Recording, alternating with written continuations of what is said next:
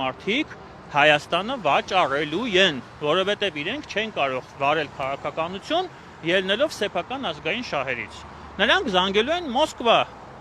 Կա խնդիր, զանգում ենք Մոսկվա։ Մոսկվայում ինչ են ասելու, ես 100%-ով վստահ եմ ինչ են ասելու։ Ասելու են դրեք Զանգեզուրի միջանցքը տվեք Ալիևին,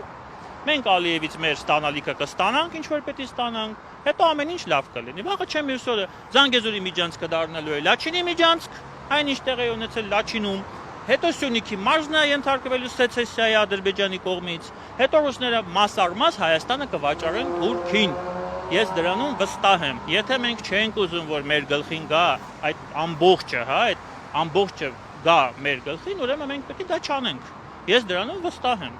Սրա մասին է գնում խոսքը, ուրիշ ոչ մի բանի։ Սա մեզ համար գոյաբանական ընտրությունն է։ 26-ին մենք բոլորս պետք է գնանք ընտրության, ընտրենք մեր ուզած թեկնածուներին, ես չգիտեմ ովքեր են մասնակցելու, բայց ես նորից եմ ասում, ընտրելով Սերժ Սարգսյանին, ընտրելով Ռոբերտ Քոչարյանին, ցանկացած ուժի, որը ունի աֆիլիացիա այս կամ այն աֆիլիացիա նրանց հետ, դու վաճառում ես քո սեփական երկիրը ռուսին, որ այդ երկիրը վաճառելու է Թուրքին։ Մենք ունենք Արցախի սցենար, որը կրկնվելու է Հայաստանի Հանրապետությունում։ Եթե մենք դա չենք ուզում, ուրեմն պետք է թույլ չտանք, որ իրան գան իշխանության։